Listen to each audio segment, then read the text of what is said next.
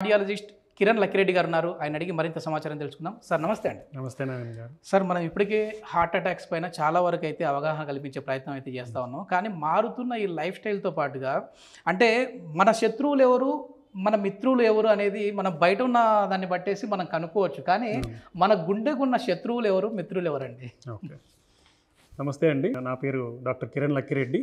నేను international cardiologist at Apollo spectra hospital, Ameerpet. So Naveen గారు మంచి ప్రశ్న అడిగారు.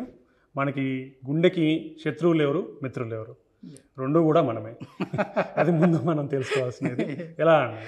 సో నా దృష్టిలో వచ్చేసరికి, లేదా జనరల్గా మనం స్టాటిస్టిక్స్ తీసుకుంటే గుండెకి సంబంధించిన వ్యాధులకు కానీ హార్ట్ అటాక్ గురించి ప్రధాన కారణాలు శత్రువులు ఎవరు? First thing sugar.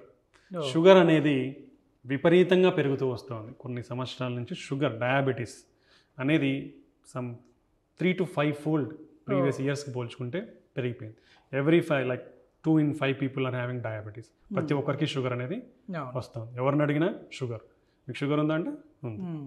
ఓకే, ఇది షుగర్, బీపీ కామన్ అయిపోయాయి సార్. అవును, కామన్ అయిపోయాయి. సో షుగర్ ఎందుకు అంత డేంజరస్ అంటే, షుగర్ ఉన్న వాళ్ళకి, షుగర్ లేని వాళ్ళకి, షుగర్ ఉన్న వాళ్ళలో 2 నుంచి 8 రెట్లు అధికంగా గుండె జబ్బులు వచ్చే అవకాశం ఉంది. 2 నుంచి 8 రెట్లు అంటే ఎంత రిస్క్ పెరిగిందో చూడండి. సో అది ఎందుకు 2 నుంచి 8 రెట్లు అంటే, అది మన షుగర్ కూడా కంట్రోల్లో పెట్టుకునే దాన్ని బట్టి ఉంటుంది. ఎన్ని సంవత్సరాల నుంచి షుగర్ ఉంది, ఎంత కంట్రోల్లో ఉంది అనే దాన్ని బట్టి మనకు షుగర్ లేని వాళ్ళతో పోలిస్తే 2 నుంచి 8 రెట్ల అధికంగా గుండె జబ్బులతో సఫర్ అవుతారు వీళ్ళు. గుండె జబ్బులు ఒకటేదా షుగర్తో ఉన్న వాళ్ళు బాధపడతారంటే కాదు. షుగర్ ఉన్న వాళ్ళు గుండె జబ్బులు, దీన్ని అథెరోస్క్లెరోసిస్ అంటామన్నాం. అంటే వాస్కులర్, రక్తనాళాల ప్రాబ్లం అంటాం. ఈ రక్తనాళాలు మన గుండెను అఫెక్ట్ చేయొచ్చు, మన బ్రెయిన్ను అఫెక్ట్ చేయొచ్చు, కిడ్నీలని అఫెక్ట్ చేయొచ్చు, మన నరాలని అంటే నర్వ్స్ని కూడా అఫెక్ట్ చేయొచ్చు, ఐస్ని అఫెక్ట్ చేయొచ్చు. షుగర్ ఉన్న వాళ్ళలో ఈ 5 చాలా ఇంపార్టెంట్. గుండె, brain, kidney, ice, nerves. So ఈ 5 కూడా అఫెక్ట్ అయ్యే అవకాశం ఉంటుంది. సో దీంట్లో పర్టికులర్గా వాస్కులర్ అంటే గుండె కానీ బ్రెయిన్ స్ట్రోక్ కానీ, ఈ రెండే కాకుండా మన బ్లడ్ వెజల్స్ అనేది బాడీలో మొత్తం ఉంటాయి. సో కాళ్ళల్లో కూడా డయాబెటిక్ ఫుట్ అంటాం. సో బ్లడ్ బ్లాకేజెస్, మన కాళ్ళలో ఉండే రక్తనాళాలలో బ్లాక్లు ఉంటే కూడా పెరిఫరల్ ఆర్టరీ డిసీజ్ అంటాం. సో డయాబెటిక్ ఫుట్ అంటే అల్సర్లు రావడం ఫుట్ పైన. సో ఇవన్నీ కాంప్లికేషన్స్ షుగర్ ఉన్న వాళ్ళలో. అందుకే షుగర్ అనేది రాకుండా ఉండాలంటే ఏం చేయాలి? మనము ఆరోగ్యంగా ఆయన ఆహారము, ఎక్సర్సైజ్, మన వెయిట్ ఇవన్నీ 3 కంట్రోల్లో పెట్టుకోగలిగితే మనం షుగర్ రాకుండా నివారించుకోగలము. కంపల్సరీగా రాదు అని కూడా చెప్పలేము, బికాస్ అది జెనెటిక్స్ మీద కూడా ఉంటుంది కాబట్టి. కానీ ఈ చేయడం వల్ల మనం షుగర్ అనేది నివారించుకునే ప్రయత్నం చేయవచ్చు. ఓకే, ఆరోగ్యమైన ఆహారం తీసుకోవడము, కంపల్సరీగా డైలీ ఎక్సర్సైజ్ చేయడం 30 minutes to 1 hour. నెక్స్ట్ మన వెయిట్ కంట్రోల్, కంపల్సరీ BMI అనేది కంట్రోల్లో పెట్టుకోవాల్సి ఉంటుంది. ఇవి చాలా. రెండోది ఎందుకు ఏది డేంజరస్? స్మోకింగ్లో రాని జబ్బు అంటూ లేదు. ఓకే, హార్ట్ అటాక్ వస్తుంది, లంగ్ డిసీజ్ వస్తుంది, క్యాన్సర్ వస్తుంది, అన్నీ వస్తాయి. ఇది మనం చూస్తూనే ఉంటాం. సినిమా థియేటర్కు పోయిన ప్రతిసారి నీకు first smoking is injurious to health అనే రాస్తారు. అది ఎంతమంది ఫాలో అవుతున్నారో మనకు తెలియదు. అంత ఇంపార్టెన్స్ ఎందుకు ఇస్తున్నారు స్మోకింగ్ అంటే, అది ఫ్యాక్ట్ ప్రూవెన్. స్మోకింగ్ వల్ల రాని జబ్బు అంటూ లేదు కాబట్టి దానికి అంత ఇంపార్టెన్స్ ఇచ్చే గవర్నమెంట్ కూడా మెజర్స్ అన్నీ తీసుకుంటున్నాయి దాన్ని యూజ్ అనేది తగ్గించడానికి. సో స్మోకింగ్ వల్ల ఏమవుతుంది, మన కొలెస్ట్రాల్ అనేది పేరుకుపోతుంది, బ్లడ్ క్లాటింగ్ టెండెన్సీ, రక్తం గడ్డకట్టే టెండెన్సీ అనేది పెరుగుతుంది మనకి. ఇంకోటి మన రక్తనాళాలు అనేది రియాక్ట్ అంటే అవి ముడుచుకోవడం, తెచ్చుకోవడం అనేది కూడా ఉంటాయి అన్నమాట. సో దాన్ని రిలాక్సేషన్ అంటాం. అంటే మన బ్లడ్ వెజల్ ఓపెన్గా ఉండడానికి దాన్ని రిలాక్సేషన్ అంటాం. సో ఆ రిలాక్సేషన్ ఫ్యాక్టర్స్ కూడా స్మోకింగ్లో తగ్గిపోతుంది. దెన్ ఆక్సిడేటివ్ స్ట్రెస్ అంటాం. అంటే మన బాడీలో స్ట్రెస్ అంటే ఈ ఇన్ఫ్లమేషన్ క్రియేట్ చేయడం అనమాట. అది కూడా స్మోకింగ్ వల్ల అనేది ఇప్పుడు కొవ్వు పెరిగిపోతుంది, అక్కడ స్ట్రెస్ పెరిగిపోతుంది. సో అలా ఆక్సిడేటివ్ స్ట్రెస్ అనేది కూడా పెరిగిపోతుంది అనమాట. సో స్మోకింగ్ వల్ల ఇన్ని ప్రాబ్లమ్స్ ఉన్నాయి. సో స్మోకింగ్ అనేది సెకండ్ మోస్ట్ శత్రువు మనకి. సో దీంట్లో మనం ఒకదాన్ని అయితే కంప్లీట్గా నివారించుకోవచ్చు. అది మన చేతుల్లోనే ఉంది. నువ్వు తాగుతావా, స్మోకింగ్ తాగవా. రెండోది మెజారిటీ ఆఫ్ ద థింగ్ మన చేతుల్లోనే ఉంది. మనం ఎంతగా సరైన ఆహారం తీసుకొని, ఎక్సర్సైజ్ చేసుకొని, వెయిట్ని మెయింటైన్ చేసుకుంటే షుగర్ అనే దాన్ని కూడా మనం రాకుండా కంట్రోల్ చేసుకోవచ్చు.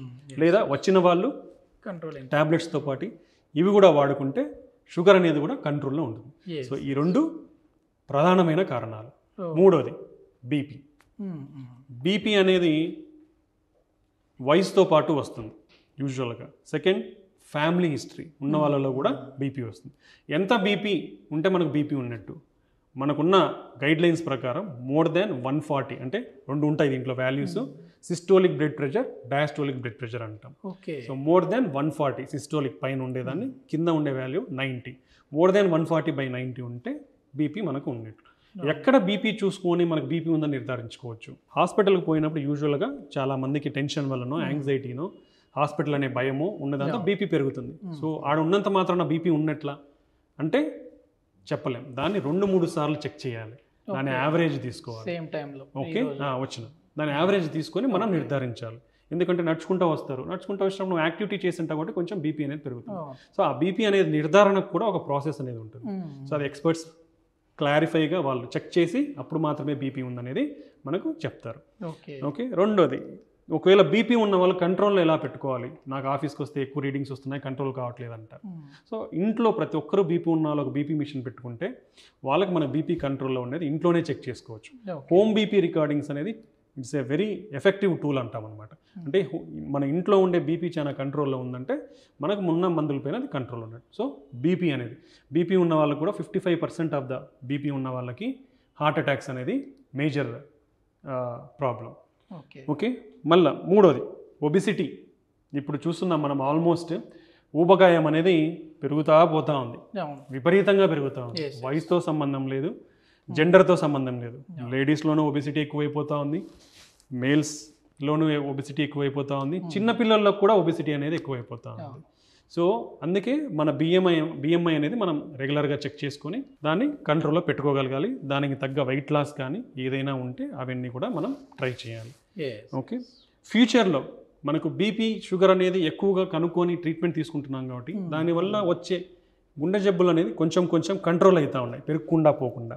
కానీ ఫ్యూచర్లో వచ్చే హార్ట్ అటాక్స్ అన్నీ కూడా ఊబకాయం వల్ల పెరుగుతాయి అనేది మనకు డేటాలో ఉంది. ఆ ఊబకాయం ఉన్న వాళ్ళకి ఇంకో సిండ్రోమ్ అంటాం, మెటబాలిక్ సిండ్రోమ్ అంటాం.